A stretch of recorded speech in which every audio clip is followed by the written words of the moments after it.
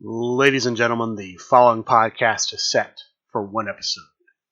Your host from Columbus, Ohio, is Michael Kirk. Welcome to the Outlaw Mudcast.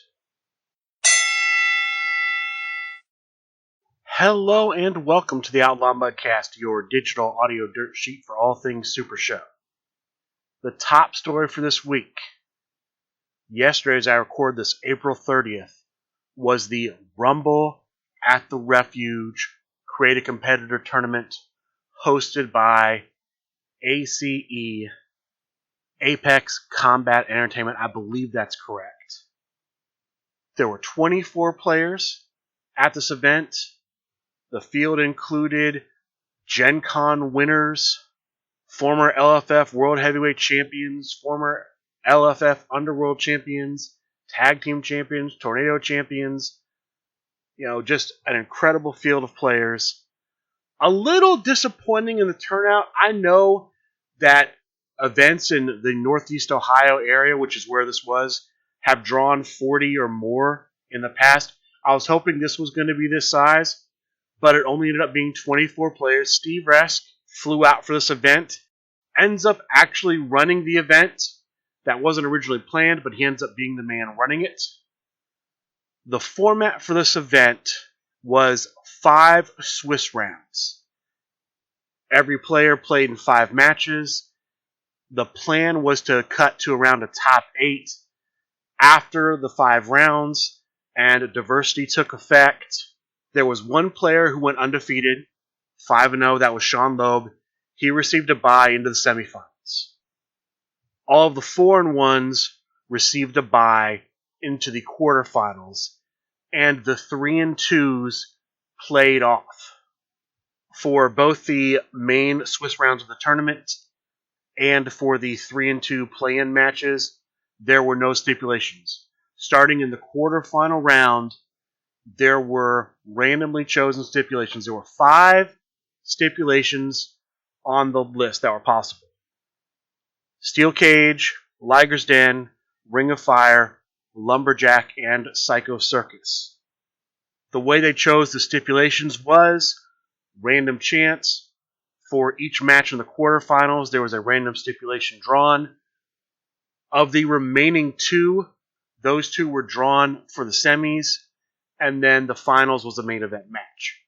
So, in the what we're calling quarterfinal round, even though there were only 6 matches in the quarterfinal, the first match, we saw the Oracle playing as Candyman take on Chris Pate playing as Theo the Greek Neo in a Lumberjack match. The winner there, who went on to the semifinals, was Chris Pate. The second quarterfinal match saw Pat the Thinker playing as Zack Sabre Jr., the original Zack Sabre Jr., take on Bob Dunn as Big Bad Bobby D. This was a Ring of Fire match, and Bob Dunn moves on to the semifinals. The final match in the quarterfinals saw Scott Meister playing as Amazing Red take on the Director of Operations Dave Marisak playing as Madman Fulton. This was a steel cage match. The winner here, who moved on to the semifinals, was Scott Meister.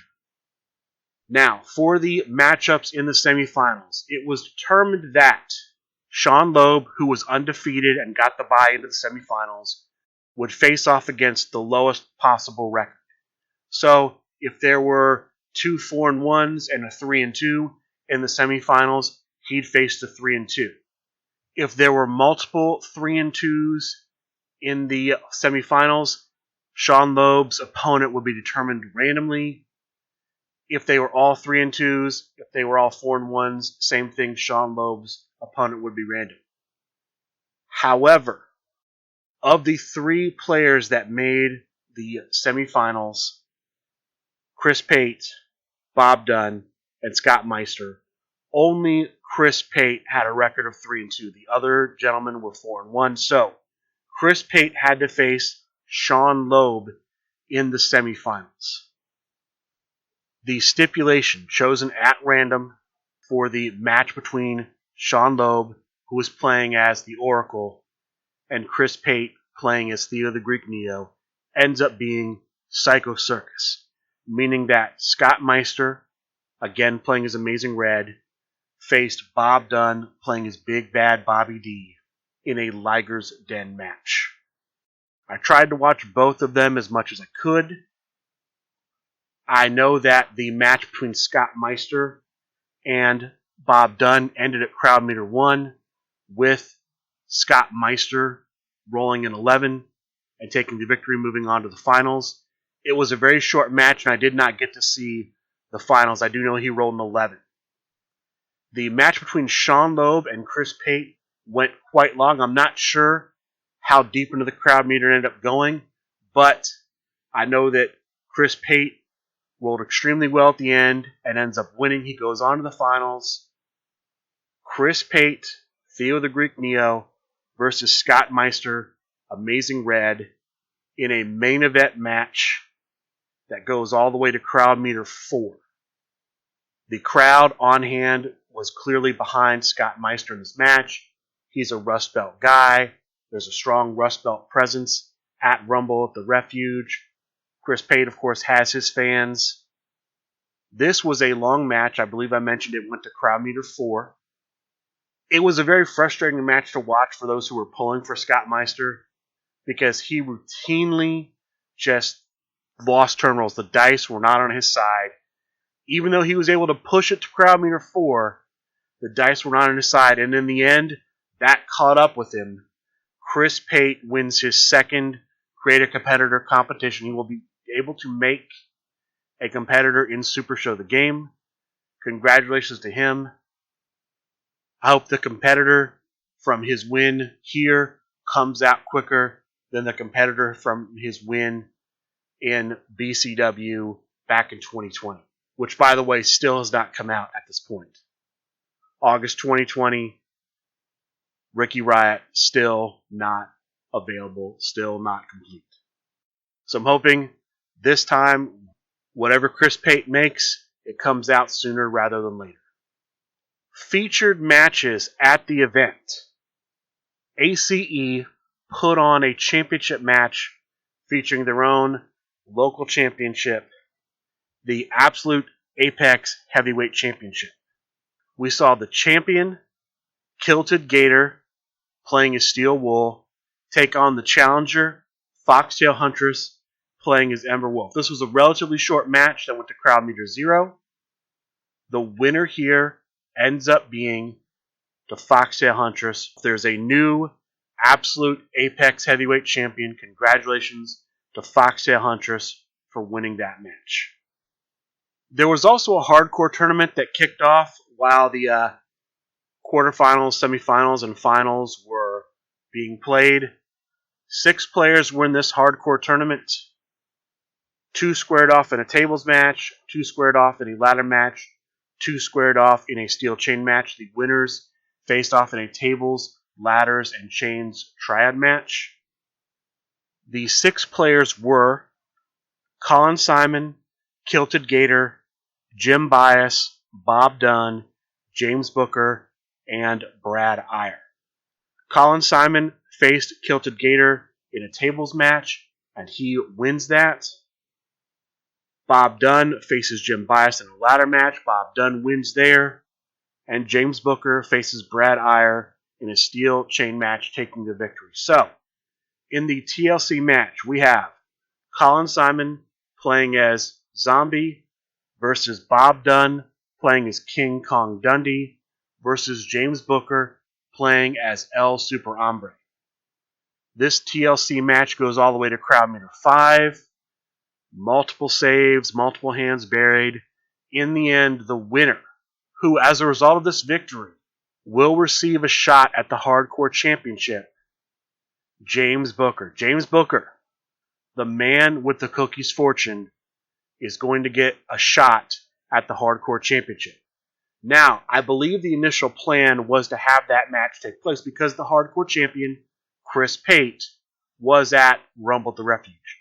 However, due to time, due to other constraints, that match was not played in person. It'll be played at a later date, more than likely online. There was, however, a defense of the Hardcore Championship in person. The Hardcore Champion Chris Pate took on challenger Pat Mulligan. Pat Mulligan originally planned to face, at the time, hardcore champion Jeff McPeak at Huntsville Comic and Pop Culture Expo. That ended up not happening because Jeff McPeak wasn't the champion at the time of the expo, and Pat Mulligan did not go to the expo. So that match happens here with the current champion.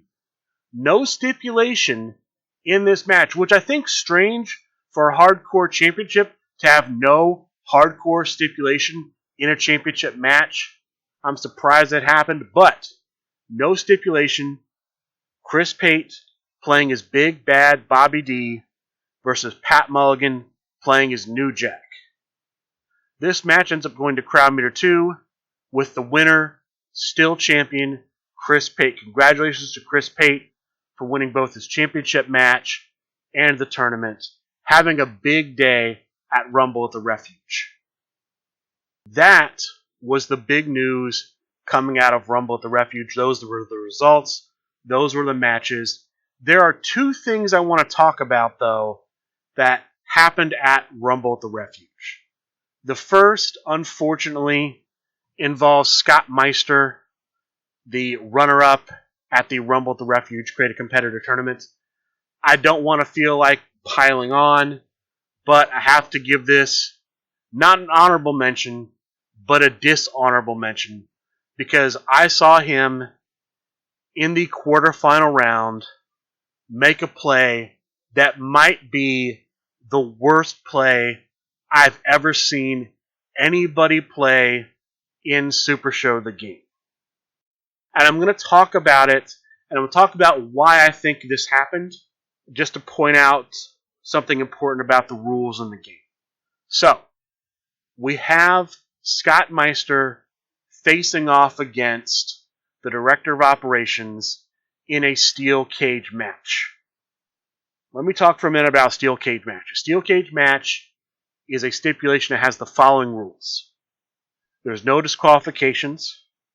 The maximum hand size is 6. Cards in the discard pile cannot be moved to any other location. Once that card hits the discard pile, it stays there for the remainder of the game. And there's a special win condition, a special finish. A player escapes the cage when they have no playable cards in hand and no cards in their deck. Let me lay out the scenario for what happened. Scott Meister successfully hits a finish against Dave Marisak. Scott Meister has no cards in his deck. He has 3 cards in his hand, not counting the finish that hit. The finish that he hit, it's the red cross for Amazing Red, reads +1 to technique, +3 to submission, bury any number of cards in your hand. Your opponent buries the same number of cards in his hand. Dave Marisak had cards in his hand, had cards in deck. Scott Meister elects to bury all 3 cards in his hand to force Dave Marisak to bury 3 cards in his hand. Here's why that was a bad play. Possibly the worst play I've ever seen. The 3 cards in Scott Meister's hand were all follow-ups. Now, let me talk a bit about the steel cage stipulation and the special finish. The special finish is a player escapes the cage when they have no playable cards in hand and no cards in their deck. Scott Meister had no cards in his deck. That part of the condition had been met. The 3 cards in his hand were follow-ups. Now, a playable card for the purposes of the steel cage finish is a card that you can play on your turn normally. In a normal game, when you have no cards in play, you can play lead if you have a lead in play. You can play lead or follow-up. If you have a lead and a follow-up in play, you can play lead, follow-up, or finish. If you have just a follow-up in play, which is possible if you stop a card using a follow-up, you can play a finish but not a lead or a follow-up. We're all familiar with those scenarios. So, in this case, when Scott Meister hit that finish. If Dave Marisak does not break out, Scott Meister wins. If, however, Dave Marisak does break out, the board's clear. Dave Marisak has cards in deck. Scott Meister has no cards in deck, 3 cards in hand, all follow-ups. Since you cannot, on your turn, play a follow-up without having a lead in play, because Scott Meister would have no leads in his hand, he would immediately escape the cage, and therefore he would win the match. Because Scott Meister elected to bury those 3 cards, he gave Dave Marisak the opportunity to potentially come back and win the match. Now, eventually what ends up happening in the match is Scott Meister draws all 3 of his cards, and once he draws the 3rd card, I'm actually acting as referee at that time. Steve Rask had to step out, appoint an immediate referee. I stopped the match because I knew the special finish had been met, declared Scott the winner. Why do I think that happened? Here's why I think that happened. When I talked about playable cards, I believe that what was going on was this. Some of those cards that Scott Meister had were stops. And I think that his belief, his thinking was, a card that can be played as a stop is a playable card, because I can still play it to stop my opponent's card. While that's true, for the purposes of the steel cage match, that's not how it works. Playable cards are cards you can play on your turn. Because Scott Meister only had follow-ups and had no leads, he could never on his turn play into those follow-ups. So once he got to a condition where he only had follow-ups in his hand, no cards in deck, he won the match. When I saw that happen, the look I got on my face was apparently so obvious that another player pulled me aside and said, well, he did this because of this. At which point I had to explain, he literally would have won the match had he not buried any cards. Fortunately for him, he got through it, but that potentially could have been the biggest botch of all time, and definitely the worst play I've ever seen in Supershow the game. Sorry, Scott Meister, I hate to bring up that story, but honestly, that's maybe the most memorable play I've ever seen. I had to tell that story. The other thing I want to talk about that I discussed with Steve and a few other players at Rumble the Refuge was something that he showed on both Expanding the Universe and Talk of the Universe, which is the new entrance gear cards for Ikuzo Supershow. These are essentially entrance cards, but they are for Ikuzo Supershow. They're class specific. For those of you who remember Ikuzo competitors belong to a class. That class is defined by their top 2 skills. For example, competitors with a technique of 10 and a submission of 9 are in the Cyber class. Characters with a power of 10 and a grapple of 9 are in the Goliath class. So on and so forth. On Talk of the Universe, he showed the first class entrance gear card. It's for the Cyber class.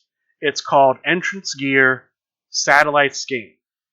You have to be a Cyber class competitor to run it, meaning your competitor has to have a technique skill of 10 and a submission skill of 9. I did not get into what happens if you play this card and you don't meet the requirements when the match starts, but you're able to change your skill values to make that card viable.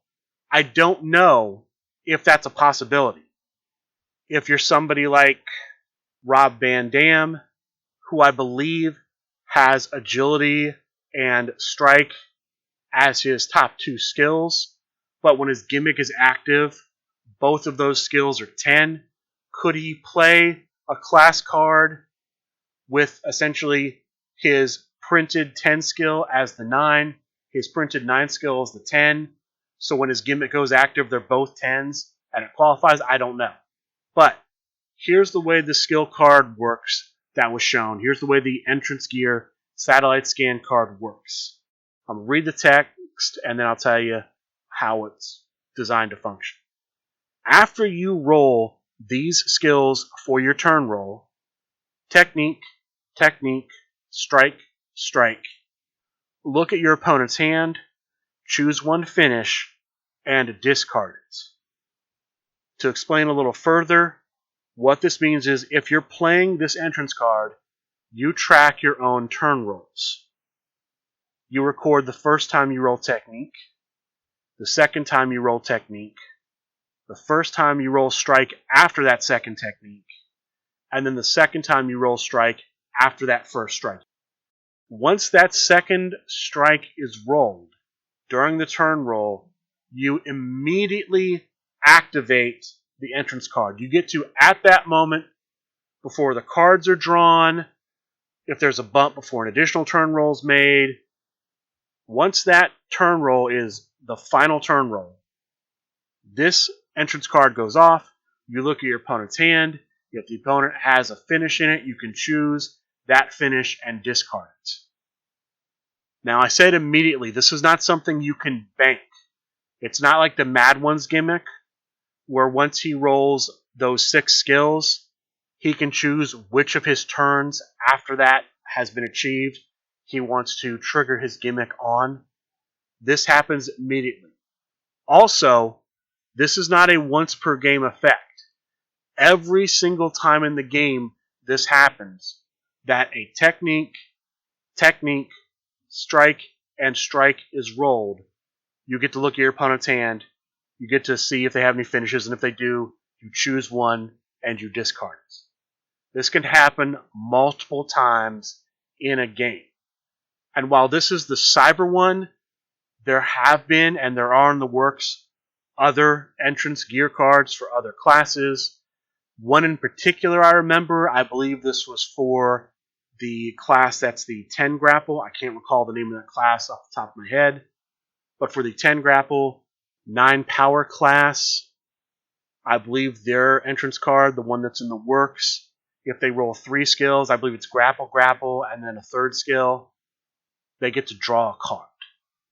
Now, obviously, they're still working these out. They're still trying to balance these.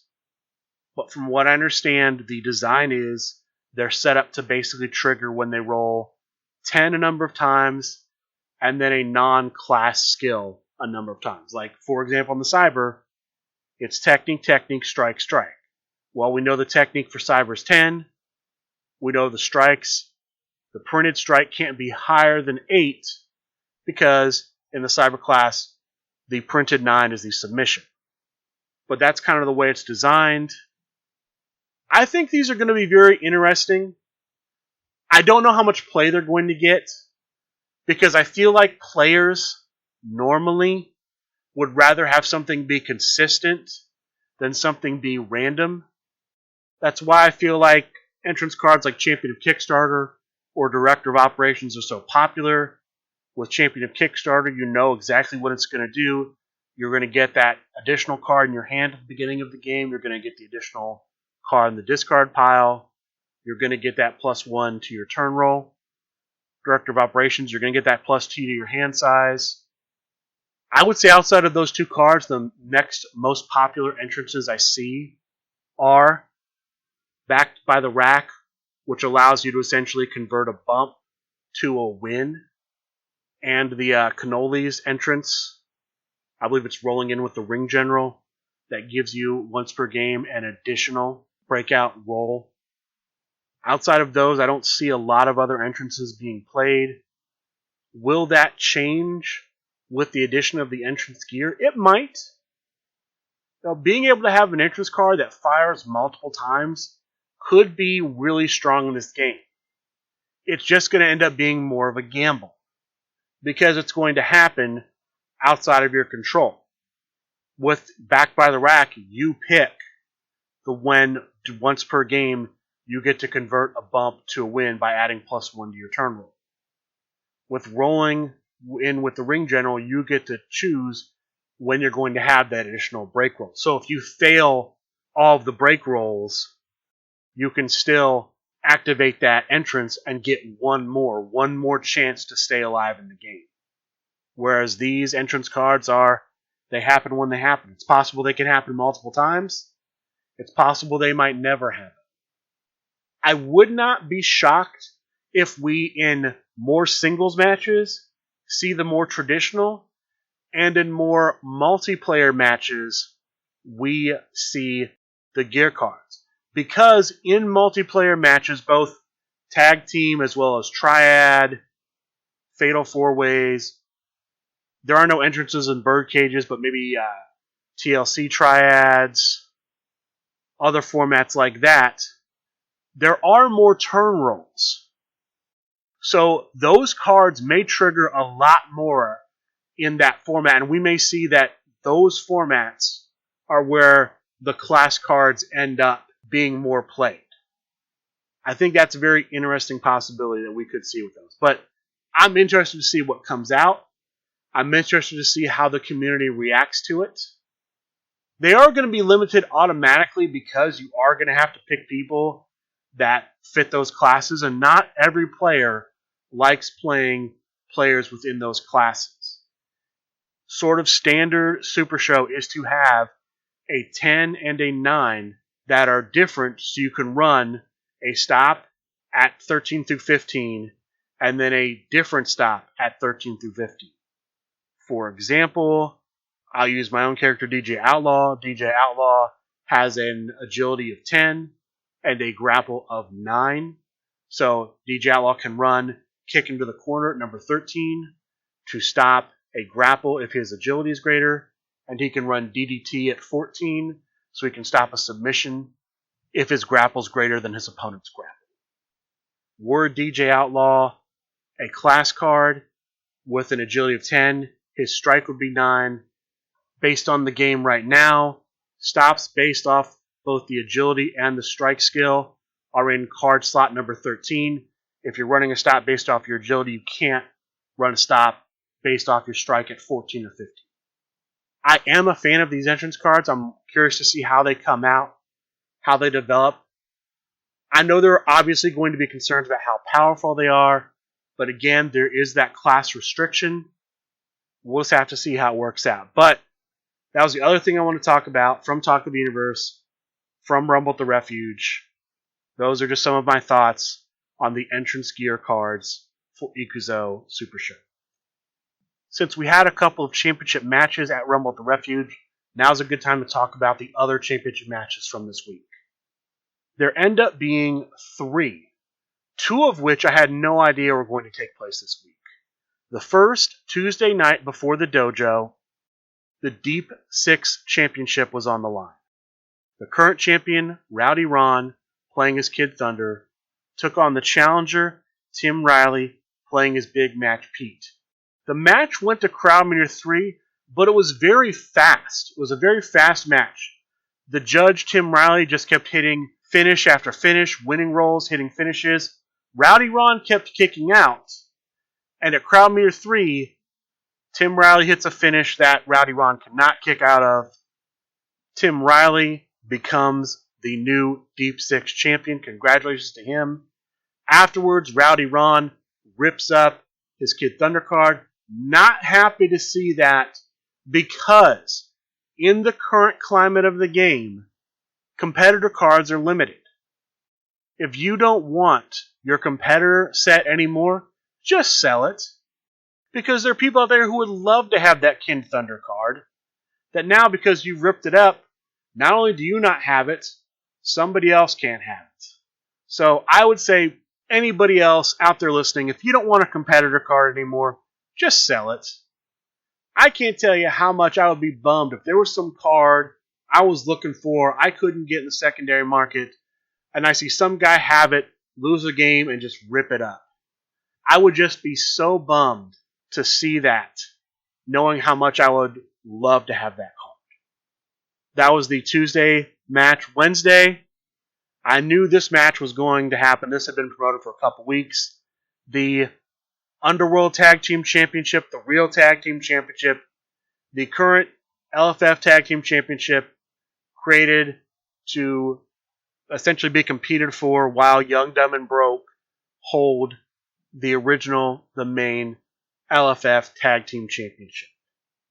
The champions coming in, Freezing Frenzy. This is the team of Chris Pagillo playing as Danny Limelight and the Penguin playing as the flip version of Smiley. The challengers were the Jawjammers. Kid Thunder playing as Ariel Lipstick and James Booker playing as the Mad One. Kid Thunder using the title shot he got from winning Faction Wars 2, recruiting his Origins tag team partner to join him. This match, quite a long match, but it only ends up going to crowd meter 0. And it's a very unique finish. At crowd meter 0, Chris Pagillo plays the loaded gut punch. This is a strike finish that will cause a disqualification if it is stopped. So, plays the loaded gut punch. If it hits, he gets to roll for the finish. If it's stopped, he loses the match via disqualification, which means Freezing Frenzy remain the tag team champions because the championship cannot change hands on a disqualification or a countout. James Booker plays Umbrella Hold. Umbrella Hold's a relatively new stop at number 27 that says stop any finish strike if the strike stopped does not have a skill requirement or a competitor logo on it. This card is also a finish. Loaded Gut Punch has neither. So, James Booker plays the stop. He gets to make a finish roll, and Chris Pagillo gets 3 chances to try to break out. If Chris Pagillo breaks out, Jawjammers win the match via disqualification. Freezing Frenzy retains the championship. If Freezing Frenzy does not break out, the Jawjammers win and become the new champions. The Umbrella Hold successfully stops the loaded gut punch. James Booker rolls a 10 for the finish. Chris Pagillo rolls 3 times. Does not roll a 10. His partner assists him every time. Does not make a save roll. The Jawjammers become the new LFF Underworld Tag Team Champions, the real Tag Team Champions, whatever you call them. James Booker and Kid Thunder are now the champions. Congratulations to them. Congratulations to Tim Riley, in case I forgot to mention that. The last championship match happened as I was preparing to record. The United States Championship was on the line live in person at Highlander Games. The champion, Fotista, with the Man from IT, took on the challenger, the Norseman, playing as Bjorn the Norseman. This was a very lopsided match in Fotista's favor. Watching this match, Fotista was either winning the turn rolls, or if he was losing and triggering his gimmick. The Man from IT's gimmick is when the Man from IT's player rolls technique, which I believe is a printed 5. The Man from IT's player gets to look at the opponent's hand, choose a finish or follow-up, and bury it. So between Fotista's gimmick from the Man from IT and the cards he was playing, he was able to just continually keep the Norseman's hand size small. Even with that, though, the Norseman was able to hit a finish at crowd meter 0. Fotista does end up kicking out, and then Fotista hits a finish at crowd meter 1 and wins the match. Fotista remains the United States champion. Congratulations to him. Now, I have been thinking about this, and I wanted to mention this for sure with the Deep Six Championship, and I'm going to mention it also here with the United States Championship. I feel like in this game, there is this kind of odd thing where I feel like stuff either happens too quickly or too slowly. When I say too slowly, I'm talking about things like the CCC or Faction Wars. I feel like I've been reporting for a month now about the last match, the last round of Faction Wars, and at this point, we still don't have results for it. The CCC started in 2021. It is May 1st, 2022 as I'm recording this. 4 months have gone by in 2022. The deadline for the 2021 CCC submissions was October 31st. So if you count November and December, that's 6 months that the CCC has been going. Granted, there weren't any matches in November, and for the vast majority of December, I believe the first match started that last week in December. But 6 months since the 2021 CCC submissions closed, and we just this past Friday completed the last match of round 1. We won't find out the results until Wednesday, May 4th. And then who knows how long it's going to be to determine the competitors for round 2, because there's still 4 to be chosen.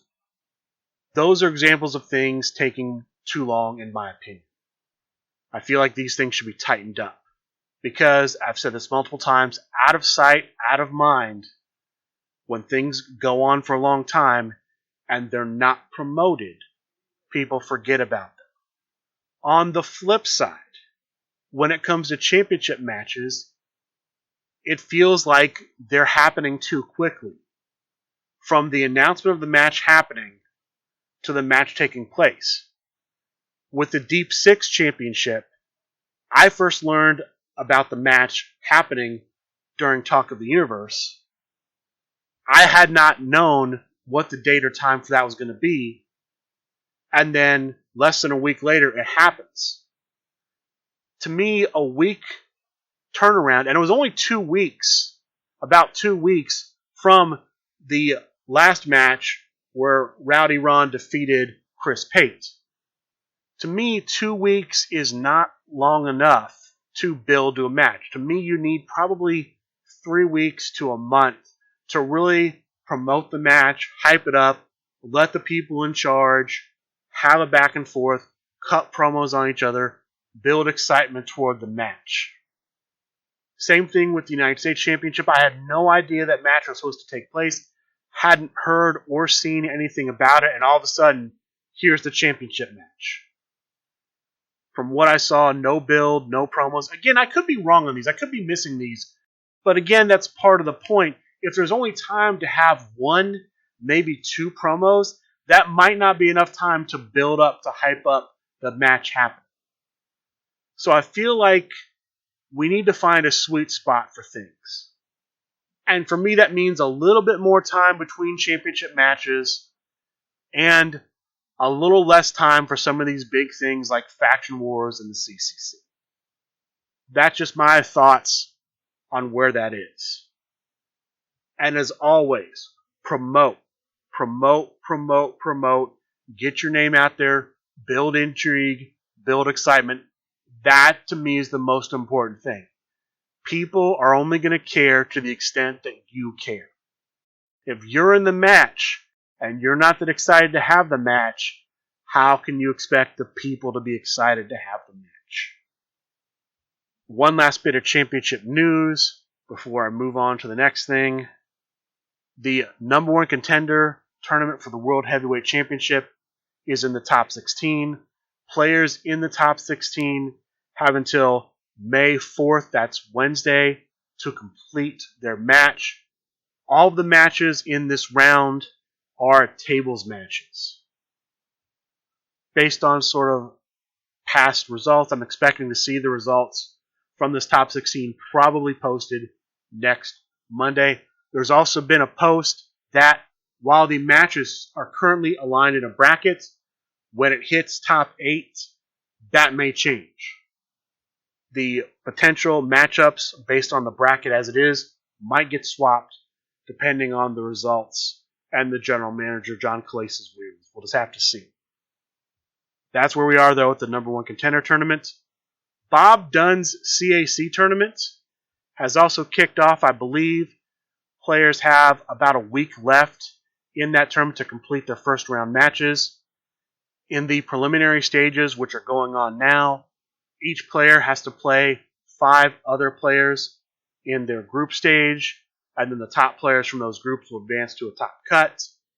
You are able to change your deck for each match in the preliminaries, so you can essentially tailor your deck to your opponent. Afterwards, I believe once you hit the top cut, you'll probably have to submit a deck list. Watch for Bob Dunn's postings for more information, but that's where we are right now with Bob Dunn's. Can't wait for the CAC tournament. That is pretty much going to do it for the news I have for this week outside of this week's online tournaments. There were 2 online tournaments that took place this week. There was a third scheduled. There was a pop-up Friday night that the Cheetah was going to put on, introducing some new rules. Unfortunately, there were no sign-ups for that. So we just have the Monday night event and the Thursday night event. The Monday night event this week was run by Chibi. The SRG boss has been running these, taking over for the Dread Pirate tech support while he's out, while he's unavailable. The boss was unavailable this week, so Chibi ran the Monday night event. The event was called the Monday Night Beat the Clock event. There were 7 players in the event Monday night, playing as many matches as they could during the preliminary stages. Afterwards, there was a cut to a top 4. They played off semifinals to a finals. There was also a third place match in this event. The top 4 were in 4th place, playing as Kenzie Page, Mac Attack. In 3rd place, playing as Candyman, Chris Pate. In 2nd place, playing as Big Daddy Booker, the judge Tim Riley, and the winner, playing as King Bjorn, was the Norseman. Congratulations to the Norseman for winning Monday night. Thursday night, we have Chibi's Thursday night fights. There were 9 players in this event, 2 groups, 1 group of 5, 1 group of 4. Top 2 from each group advanced into the top cut. In the semifinal round, all of the matches were played under the first blood stipulation. I'm not familiar with that stipulation. There was a finals match and there was a third place match. Both of these were played using the buddy building stipulation. The top 4 here were, in 4th place, playing as Gia de los Muertos, the Cheetah. In 3rd place, playing as Le Penguin, was Le Penguin himself.